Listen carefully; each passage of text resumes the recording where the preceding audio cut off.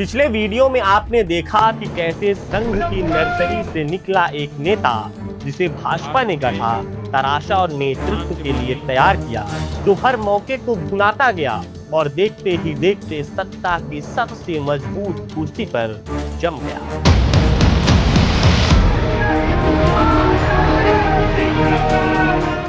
लेकिन ये कहानी सिर्फ मुख्यमंत्री बनने की नहीं है, ये कहानी है कुर्सी बचाने की। बाबूलाल गौर के जाने के बाद जिस नेता ने भोपाल की गद्दी संभाली, उसने मोदी की नाराजगी झेली, भीषण भ्रष्टाचार के आरोप भी, किसानों पर चली गोलियों का कलंक भी और व्यापम जैसा संकट भी।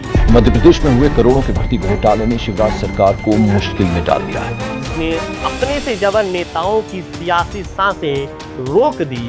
उस नेता का नाम था शिवराज सिंह चौहान।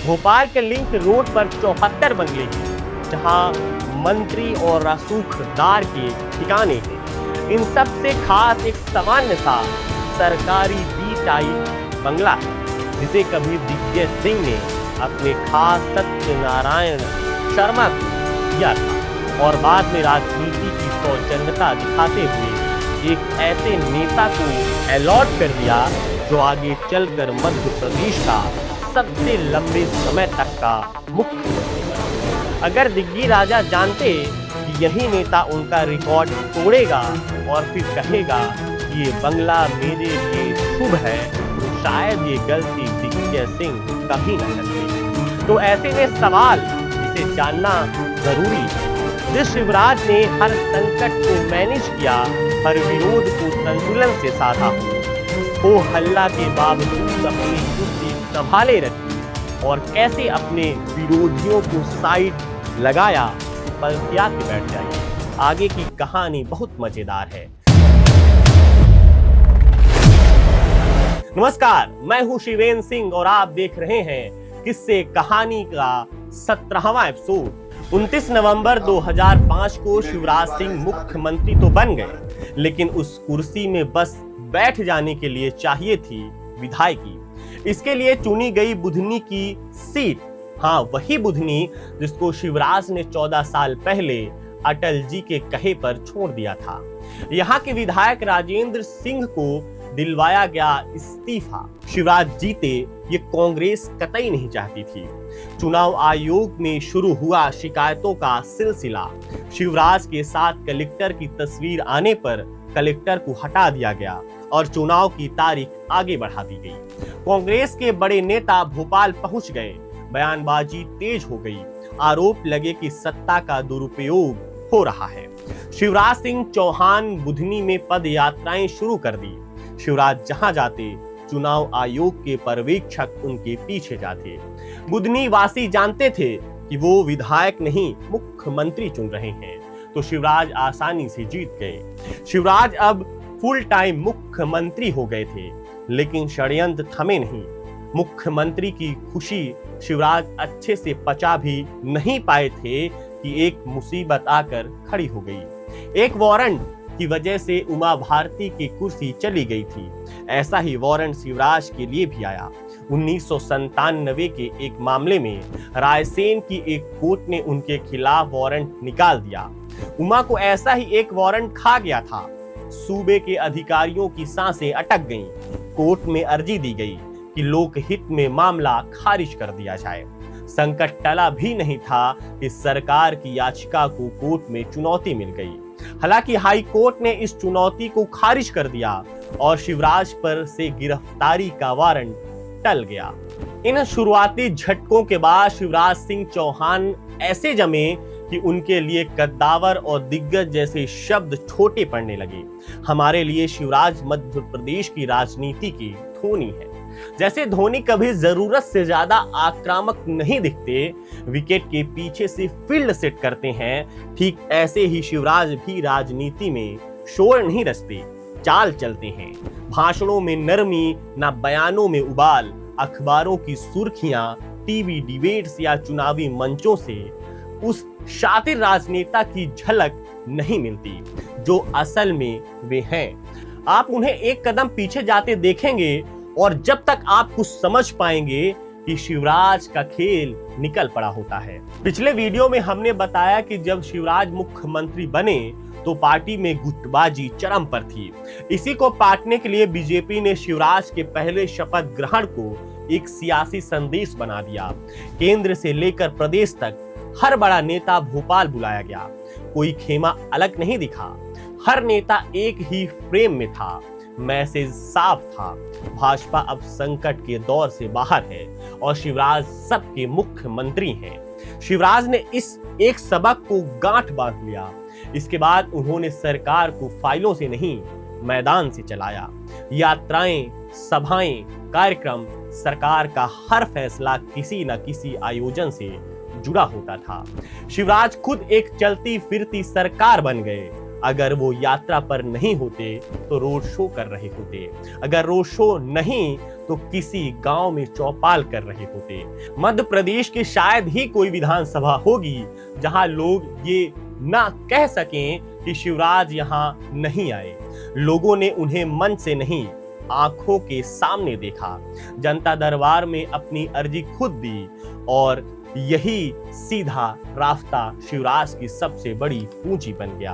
अब एक किस्सा सुनिए जो शिवराज की राजनीति को बेहतर समझाता है। साल था 2016, उज्जैन में था सिंहस्थ कुंभ। मध्य प्रदेश में कहावत चलती है कि जो मुख्यमंत्री कुंभ कराता है उसकी कुर्सी नहीं बचती। उन्होंने कुंभ की तैयारी में कोई कसर नहीं छोड़ी। तूफान में पंडाल गिरा तो तिरपाल बांधने खुद सीढ़ी पर चढ़ गए। शिवराज के मध्य प्रदेश लौटने और वहां टिके रहने की कहानी दरअसल सिर्फ सत्ता की नहीं, राजनीतिक संतुलन साधने की कहानी है।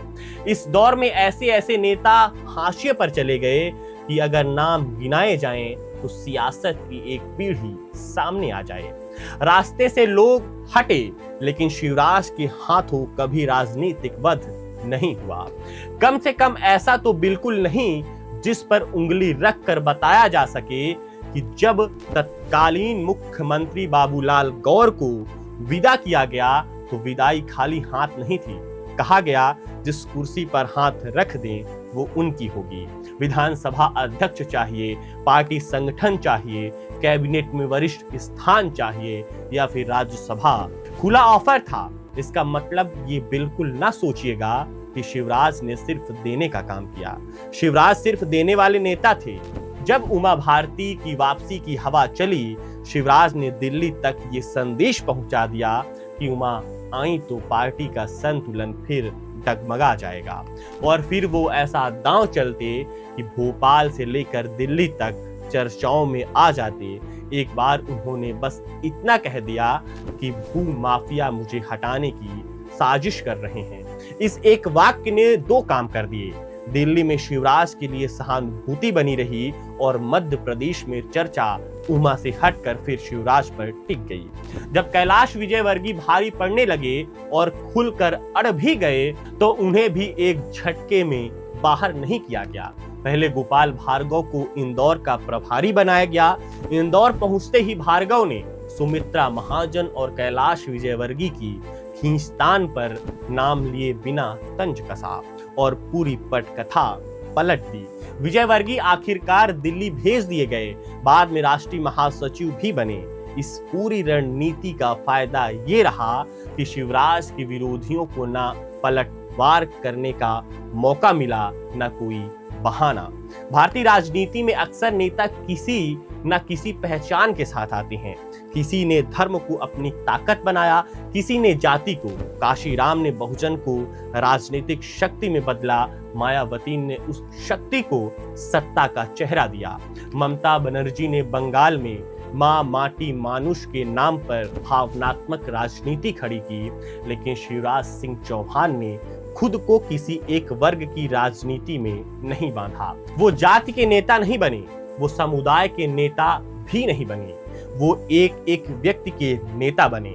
शिवराज की राजनीति का मूल मंत्र था उपकृत करना। सीधे मुख्यमंत्री और वोटर के बीच का रिश्ता कायम किया। बिना संगठन, बिना बिचौलिए हर वर्ग के लिए योजनाएं लाए। मानसरोवर यात्रा का किराया आधा किया। तीर्थ दर्शन के लिए टिकट या फिर लाडली लक्ष्मी फिर शिवराज ने लगातार औरतों को ध्यान में रखकर काम किए हैं। खुद को महिलाओं का भाई कहा, जननी सुरक्षा योजना, मुख्यमंत्री कन्यादान योजना और शादी ही नहीं, निकाह के लिए भी सरकारी सहायता की। इन सब से शिवराज को सिर्फ योजनाओं का मुख्यमंत्री समझने की भूल न करिएगा, वो विशुद्ध नेतागिरी में भी माहिर थे। जब बाढ़ आती तो वो हेलीकॉप्टर से देखकर संतुष्ट नहीं होते, पानी में उतरते, कीचड़ में खड़े होते। हो सकता है ऐसे में वो तस्वीर खींच जाए जिसमें एक पुलिस कांस्टेबल मुख्यमंत्री को गोद में लिए दिखता हो, लेकिन लोगों ने ये नहीं देखा कि कौन किसे उठा रहा है। लोगों ने ये देखा कि मुख्यमंत्री खुद वहां मौजूद है। और यही वजह थी कि सरकार को कोसने वाला भी शिवराज को कोसने से पहले 2 बार सोचता।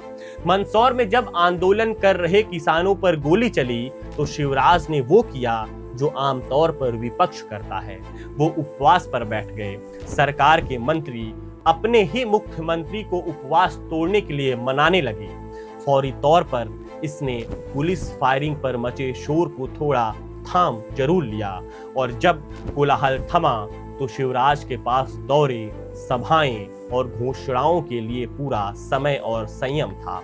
उन्होंने वही किया जिसमें वो सबसे मजबूत थे, नैरेटिव को वापस अपने हाथ में लेना। शिवराज की राजनीति में भ्रष्टाचार का पहला बड़ा आरोप उनकी पत्नी साधना सिंह के जरिए आया। कहा गया 4 डंपर खरीदे गए और उन्हें रीवा के जेपी सीमेंट प्लांट में लगाया गया। एक तरफ आरोप थे, हालांकि शिवराज और साधना दोनों पर कोई आंच नहीं आई, लेकिन शिवराज इस बवाल के बाद मीडिया को लेकर पहले से गंभीर हो गए। इसके बाद उन्होंने 2 बेहद सधे हुए फैसले किए। पहला, राष्ट्रीय मीडिया से दूरी बनाई, दूसरा भोपाल के मीडिया को धीरे धीरे साथ लिया, जिससे ये हुआ कि मध्य प्रदेश सरकार को लेकर नकारात्मक खबरें छन छन कर ही बाहर जाने लगी। यही शिवराज की राजनीति थी। शिवराज की स्वीकार्यता का एक दिलचस्प और शायद सबसे अहम पहलू यह रहा कि वे संघ की नर्सरी से निकले, भाजपा के समर्पित सिपाही रहे, लेकिन उनकी राजनीति कभी एक रेखी नहीं रही। उनके झुकाव को लेकर किसी को भ्रम नहीं था, पर उनकी चाल में ऐसा कुछ भी नहीं था जो दूसरों को चुभ जाए। त्रिपुंड लगाने की आस्था थी, लेकिन टोपी पहनने से कभी इनकार नहीं किया। खुशी खुशी तस्वीरें भी खिंचवा ली। हर साल मुख्यमंत्री आवास में क्रिसमस पर आयोजन होता, धर्म के सवाल पर वे वहीं खड़े दिखे जहां कभी अटल बिहारी वाजपेयी खड़े होते थे।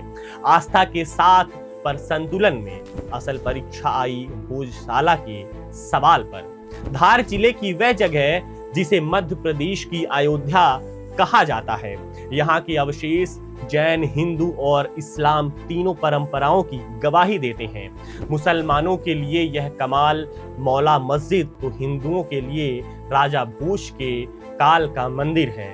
1901 में विवाद हुआ कि यहाँ की वाग्देवी सरस्वती की मूर्ति चोरी से लंदन भेज दी गई, और यहीं से शुरू हुआ वह विवाद जिससे पूरा मालवा भावनाओं में सुलगने लगा। 2003 में उमा भारती ने भोजशाला में अखंड ज्योति स्थापित की। मामला इतिहास से निकलकर राजनीति बन गया। संघ के लिए भोजशाला मालवा में हिंदुओं को लामबंद करने का बड़ा प्रतीक था, लेकिन सत्ता संभालते ही शिवराज सिंह चौहान ने संतुलन बनाए रखने की राह पकड़ी और शुक्रवार को नमाज और मंगलवार को पूजा करने का फैसला किया। लेकिन मामला फंस 2013 में तब गया जब बसंत पंचमी शुक्रवार को आ गई। हिंदू संगठनों की मांग थी कि दिन भर पूजा होगी, मतलब साफ था नमाज नहीं हो पाएगी। हालात विस्फोटक थे। शिवराज ने फैसला लिया, पूरे सूबे की पुलिस मालवा में तैनात कर दी। नमाज भी हुई, पूजा भी। संघ नाराज हुआ तो शिवराज चित्रकूट पहुंच गए और राम वन गमन पथ का ऐलान कर दिया। भोजशाला का संकट टल गया, सियासत की आग ठंडी पड़ गई। शिवराज की राजनीति में परफेक्ट बैलेंस था। 2018 की हार ने एक भ्रम जरूर तोड़ा कि सत्ता छिन जाए तो कहानी खत्म हो जाती है, लेकिन शिवराज सिंह चौहान के साथ ऐसा कभी नहीं हुआ। कांग्रेस की सरकार बनी, 18 महीने तक कांग्रेस ने कुर्सी संभाले रखी, लेकिन मध्य प्रदेश की फिजाओं में मामा का शोर लगातार चलता रहा। शिवराज सत्ता में नहीं थे, लेकिन बाहर भी नहीं थे। जो शिवराज कभी हेलीकॉप्टर से यात्राएं करते थे, अब जमीन में ज्यादा दिखने लगे थे। किसानों की चौपाल, कार्यकर्ताओं की बैठक, कभी गांव की शादियों में अचानक पहुंच जाते। 2020 में जब कांग्रेस की सरकार गिरी तो शिवराज सत्ता में आए, लेकिन थोड़े बदले हुए। हिंदुत्व का स्वर थोड़ा तीखा था, भाषा में आक्रामकता की हल्की झलक थी। फिर आया 2023 का विधानसभा चुनाव, लेकिन मुख्यमंत्री चेहरे को पोस्टर से दूर रखा गया। कहा गया सामूहिक नेतृत्व चुनाव लड़ रहा है। नतीजों के बाद तस्वीर साफ थी, सबको पता था चुनाव मामा की लाडली बहनों ने जितवाया है, लेकिन शिवराज मुख्यमंत्री नहीं बने। लगा शिवराज बगावत करेंगे, मंचों से हुंकार भरी, कहा टाइगर अभी जिंदा है। लेकिन जब पार्टी ने उन्हें नहीं चुना तो निकल पड़े बैलेंस बनाने। दिल्ली गए, अन्नदाताओं के मंत्री बन गए। भले ही शिवराज दिल्ली में हो, लेकिन उनका दिल भोपाल के लिए ही धड़कता है।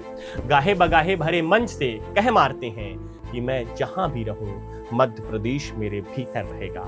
राजनीति में कुछ नेता कुर्सी के नेता होते हैं, कुछ कुर्सी से बड़े। शिवराज शायद दोनों के बीच की जगह के नेता हैं। शिवराज अब भी मध्य प्रदेश में प्रासंगिक हैं, क्योंकि उनकी कहानी संतुलन साधने की है। धन्यवाद।